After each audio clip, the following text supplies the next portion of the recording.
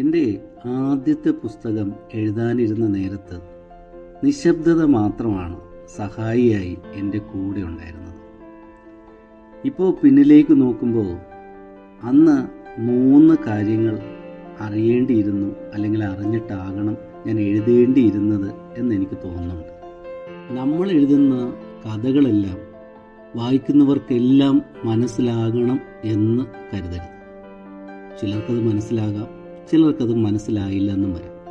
പക്ഷേ എഴുതുന്ന കാര്യങ്ങളിൽ നമുക്ക് കൃത്യമായിട്ടും നല്ല ഉറപ്പും അതിലൊരു വിശ്വാസവും ഉണ്ടാകും. മികച്ചത് മാത്രമേ എഴുതൂ എന്ന് വാശി പിടിക്കരുത്. എഴുതുന്നതെല്ലാം മികച്ചതായാലേ എഴുത്ത് പൂർണ്ണമാകൂ എന്നും ധരിക്കരുത്. നമ്മളിങ്ങനെ എഴുതിക്കൊണ്ടേയിരിക്കുക.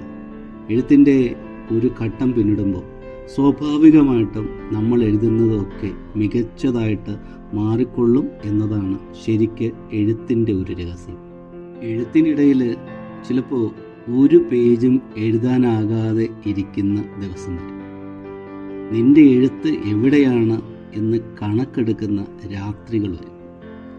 അതെല്ലാം എഴുത്തിൻ്റെ ഭാഗമാണ് എന്ന് ധരിച്ച് എൻ്റെ എഴുത്ത് എന്നിൽ തന്നെയുണ്ട്, അത് കൃത്യമായി സംഭവിക്കുക തന്നെ ചെയ്യും എന്ന് വിശ്വസിച്ച് മുന്നിലേക്ക് തന്നെ പോകണം.